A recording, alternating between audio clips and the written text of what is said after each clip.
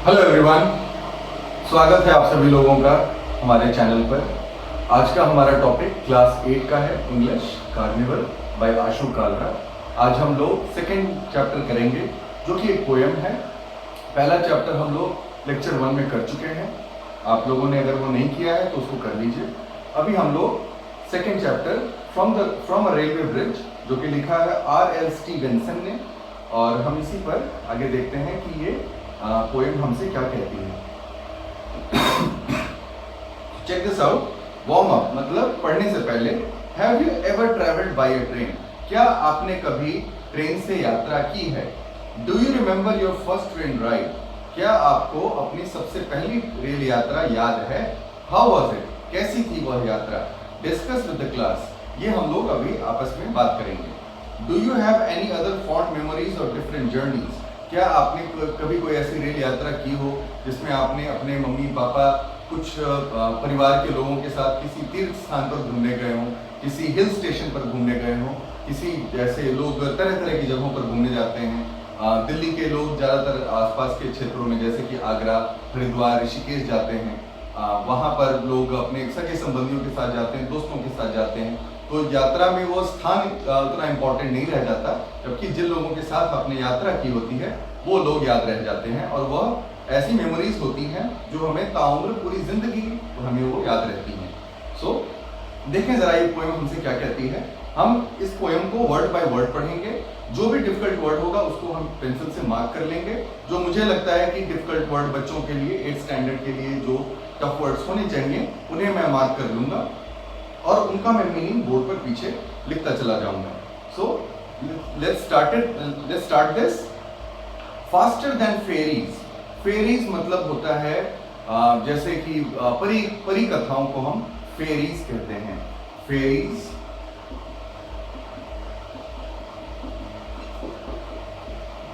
परी कथाएं, परी कथाएं। सो फास्टर देन फेरीज, परी कथाओं से भी तेज। फास्टर देन विचेस, विचेस मतलब चुड़ैलें जिसको कहते हैं, जो जादूगरनियां होती हैं।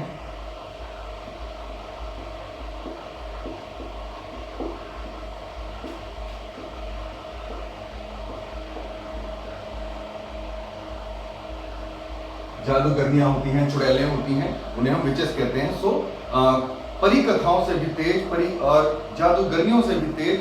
ब्रिजेस एंड हाउसेस, ब्रिज मतलब पुल, हाउसेस मतलब घर, ब्रिज और घर। हेजेस एंड डिचेस, हेजेस मतलब छोटा सा, जैसे मान लीजिए ये नॉर्मल है तो ये इसका हेज कहलाएगा।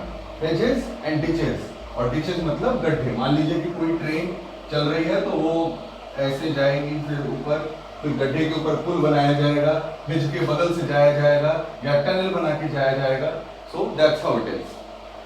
Bridges and houses, hedges and ditches, and changing along like troops in a battle, and charging along like troops in a battle. So ये ट्रेन के चलने की प्रक्रिया को बता रहा है कि परी कथाओं से भी तेज, कहानी से भी तेज, जादूगरनियों से भी तेज, पुलों के ऊपर से, घरों के बगल से, गड्ढों के ऊपर से, पहाड़ों के ऊपर से, and charging along like troops in a battle. ऐसे चलती है ट्रेन, कोई भी ट्रेन चलती है ऐसे चलती है जैसे जंग के मैदान में सेनाएं चार्ज करते हुए, शोर शराबा करते हुए आगे बढ़ती हैं, वैसे ही ट्रेन भी विसल करते हुए, जोर से सीटी बजाते हुए, हॉर्न बजाते हुए चलती हैं। आजकल के टाइम पर जो इंजन्स होते हैं वो इलेक्ट्रिक और डीजल इंजन्स होते हैं, और ये बहुत ज़्यादा तादाद में चलते हैं। कहते हैं कि हिंदुस्तान एक बहुत बड़ा नेटवर्क है रेलवेज के लिए। लेकिन वही जब हम पुराने ज़माने के बारे में बात करते हैं, आपके घर में दादाजी होंगे, दादी होंगी, नाना लोग होंगे, जो बुजुर्ग लोग होंगे जिनकी एज 45, 50, 60 के आसपास में हो, आप उनसे पूछिएगा, वो आपको कोयले की ट्रेन के बारे में बताएंगे। ये ऐसी ट्रेनें होती थी जो एक्सटर्नल कंबशन इंजन के हिसाब से चलती थी। मतलब जो इंजन होता था वो एक्सटर्नल कंबशन इंजन होता था, इसलिए बहुत शोर मचाता था, बहुत ज़्यादा धुआं छोड़ता था, बहुत ज़्यादा उसमें पानी लगता था, मेंटेनेंस बहुत ज़्यादा मांगता था। तो इसी कारण से वो बदला गया। लेकिन जिन लोगों ने कोयले के इंजन वाली ट्रेनों में यात्रा की है, वो लोग इस बात को बहुत अच्छे से समझ सकते हैं कि एक ट्रेन की जो आवाज़ होती थी, और उससे लोग अपने आप को कनेक्ट करते थे। काफ़ी सारी ट्रेनें लोगों के लिए एक कौतूहल का विषय बन जाती थी। मतलब people use to be surprise after or while watching the train. So that's how it is. And charging along like troops in a battle, train ऐसे ही आगे बढ़ती चली जाती है जैसे शोर मचाते हुए, सीटी बजाते हुए, धड़धड़ाते हुए, पटरियों के खड़खड़ की आवाज करते हुए निकल जाती है। और हर चीज पर उस ट्रेन की आवाज अलग होती है। जब आप किसी ब्रिज के ऊपर से चलते हैं तो ट्रेन की आवाज अलग होती है। घरों के अगल बगल से चलते हैं तो आवाज गूंजती है हॉर्न की। हेजेस एंड डिचेस, तो छोटे मोटे पुल होते हैं, छोटे मोटी पहाड़ियां होती हैं, उनके अगल बगल से बल खाते हुए ट्रेन आगे बढ़ जाती है। सो in charging along like troops in a battle all through the meadows, the horses and cattle। meadows का मतलब होता है जैसे कोई चारागाह हुआ जहाँ पर खूब सारे ढोर डंगर, मतलब पशु कहा जाए, जैसे कि हाउस होल्ड एनिमल्स होते हैं, गाय होती हैं, भैंसें होती हैं, बकरियां होती हैं, वहां पर वो चढ़ते हैं। So all through the meadows, ऐसे चारागाहों को पार करते हुए, द हॉर्सेज एंड कैटल, घोड़ों को पार करते हुए, जानवरों को, गाय भैंसों को पार करते हुए, all the sides of the hill and the plain, पहाड़ों के नज़ारे लिए हुए और ज़मीन के नज़ारे लिए हुए। जब आप ज़मीन पर चलते हैं, मतलब पहाड़ पर नहीं होते हैं तो अलग किस्म के दृश्य होते हैं। जब आप पहाड़ों पर चलते हैं तो आपको ट्रेन आगे पीछे दिखाई देती है। कितनी सारी इंडिया में माउंटेन रेलवेज है, जैसे कालका शिमला ट्रेन है, जैसे दार्जिलिंग में भी एक ट्रेन है, कोडाईकनाल में भी एक ट्रेन है। So all these places are known for their picturesque scenery while traveling by a train। जब आप ट्रेन से चलते हैं तो बहुत ही खूबसूरत दृश्य आपको खिड़की से बाहर देखने को मिलते हैं। So fly as thick as driving rain। So check this out, all the sight of the hill and the plain, fly as thick as driving rain, and ever again in the wink of an eye painted stations whistle by। So ऐसे धुआं निकलता हुआ जाता है, तेज बारिश हो रही होती है तब भी ट्रेन रुकती नहीं, धुआं निकालते हुए इंजन जो है सबसे आगे चलता रहता है और पीछे पीछे उसकी ट्रेन जुड़ी हुई जो रहती है वो चलती चली जाती है। एंड एवर अगेन, और फिर से in the wink of an eye, और पलक झपकते ही पेंटेड स्टेशन विसल बाय, जो ट्रेन के रास्ते में आने वाले जो छोटे छोटे स्टेशन होते हैं, जो लोग एक्सप्रेस ट्रेन से ट्रैवल कर चुके हैं या किसी भी ट्रेन से आप लोग कभी भी ट्रैवल कर चुके हों, सो कई बार देखते हैं कि अगर ट्रेन स्पीड में होती है तो कितनी जल्दी जब अचानक से ट्रेन पटरियां बदलने लग जाती है तो हम लोग समझ जाते हैं कि कोई स्टेशन आने वाला है, छोटा सा स्टेशन, और ट्रेन बहुत स्पीड से उस स्टेशन के बीचों बीच वाले रेलवे लाइन से निकल जाती है। सो देखिए कितनी खूबसूरत कविता है ये। Here is a child who clambers and scrambles। सो एक बच्चा है, देखिए एक बच्चा है जो बल खाता हुआ और इठलाता हुआ चल रहा है। All by himself and gathering brambles। हर कोई खुद से ही पूरी हिम्मत करता है, खुद से ही पूरा जोर लगाता है और खुद ही को आगे बढ़ाता रहता है, कोई उसको देख नहीं रहा है। Here is a tramp who stands and gazes। कोई ऐसा ट्रैम्प मतलब होता है कोई ऐसा व्यक्ति जो घुमक्कड़ हो। ऐसे घुमक्कड़ लोगों को ट्रेनों में सफर करना बहुत अच्छा लगता है, बहुत पसंद होता है। तो कुछ लोग होते हैं जो ट्रेन एंथुजियास्ट होते हैं। वो लोग जब किसी ऐसी ट्रेन को देखते हैं, किसी ऐसे खास लाइन से, खास ट्रैक से गुजरते हुए, तो वो लोग ऐसे सर पर हाथ रख करके और देखते रह जाते हैं काफी देर तक। जो चरवाहे होते हैं वो देखते रह जाते हैं। आप कभी भी ट्रेन से कहीं जाइए तो आप अक्सर देखेंगे कि जब कोई खेत वाला जब इलाका चल रहा होता है तो वहां पर कोई अगर भैंसे चरा रहा हो, गाय बकरियां चरा रहा हो और उसके हाथ में डंडा होता है, वो डंडा सर पर रख करके और पूरी ट्रेन को गुजरते हुए देखता है। सो यही कहा जा रहा है, Here is a cart runaway in the road।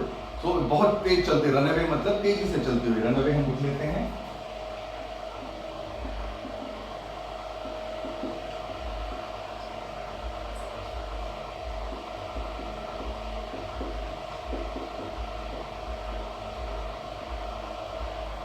So तेजी से चलने वाले को हम रनवे कहते हैं। आगे देखें, Here is a cart runaway in the road, lumping along with a man and load। So lumping मतलब धीरे धीरे आगे बढ़ना।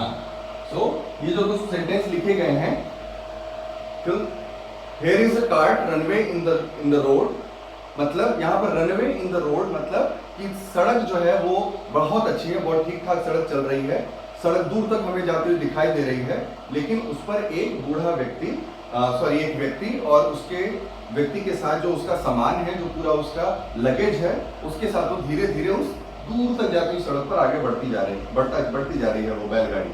एंड हियर इज अ मिल, देखो चलते चलते जैसे वो पार हुआ तुम क्या देखते हैं कि आगे एक मिल है, एक फैक्ट्री जैसी है, and there is a river, और उसके तुरंत बाद एक नदी है। Each a glimpse and gone forever, हर चीज थोड़ी देर के लिए दिखाई देती है, और जैसे ही ट्रेन अपनी स्पीड से आगे बढ़ती चली जाती है वह दृश्य गुजर जाता है और नया दृश्य हमारे सामने आ जाता है। यह कविता एक तरीके से एक रेल यात्रा है कि एक रेल यात्रा जब शुरू होती है, जब आप किसी स्टेशन पर चलते हो तो गाड़ी धीरे धीरे आगे बढ़ती है, पहले आवाज करती है, लोगों के मन में, बच्चों के मन में बड़ा कौतूहल होता है, बड़े खुश होते हैं बच्चे कि अब हमें कहीं यात्रा करने को मिलेगा, खाने की चीज़ें मिलेंगी, नए नए क्या पता कोई नया दोस्त बने, कोई अच्छी चीज़ सीखने को मिले।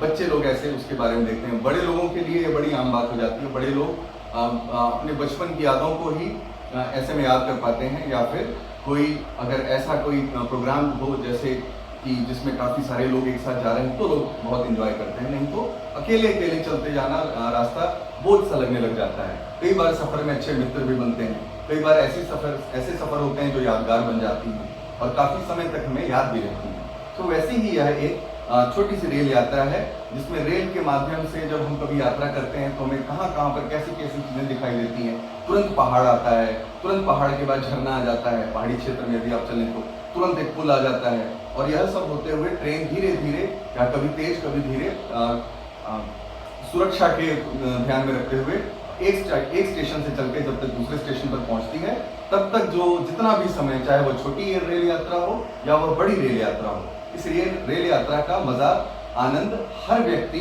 चाहे वह छोटा हो चाहे बड़ा हो, हर व्यक्ति अपने अपने तरीके से उठाता जरूर है। कुछ लोग खिड़की से बाहर देख करके इस यात्रा का आनंद लेते हैं, कुछ लोग खिड़की के अंदर में अपने लोगों के साथ प्यार से बात करते हुए, अच्छी बातों को याद करते हुए, पॉलिटिक्स के बारे में बात करते हुए देखते हैं। तो बाहर देखते समय जो भी कुछ चीजें होती हैं वही बातें हमें इस कविता के माध्यम से समझाई गई हैं। सो इसमें कुछ क्वेश्चंस हैं, फिल इन द ब्लैंक्स हैं, शॉर्ट आंसर टाइप क्वेश्चंस हैं। Then we have appreciation, rhyme, scheme refers to the pattern. इसके बारे में हम लोग जब राइटिंग स्किल्स के बारे में बात करेंगे तब हम इसके बारे में भी बात करेंगे। सो राइटिंग पर हम अलग वीडियो बना रहे हैं।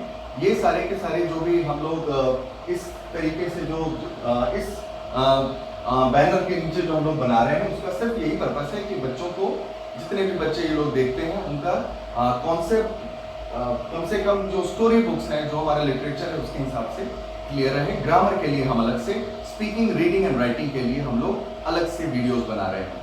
ये वीडियो अगर आपको अच्छा लगा तो लाइक करिए, शेयर करिए, सब्सक्राइब करिए, और अच्छा नहीं लगा तो क्या कमी रह गई वो हमें ज़रूर बताएं, हम उसे ज़रूर दूर करने की कोशिश करेंगे। तब तक के लिए धन्यवाद। अगली बार जब हम लोग मिलेंगे तो हम लोग इसका एक नया चैप्टर कर रहे होंगे। सो thank you very much for watching and have a nice day, have a good day ahead. Thank you.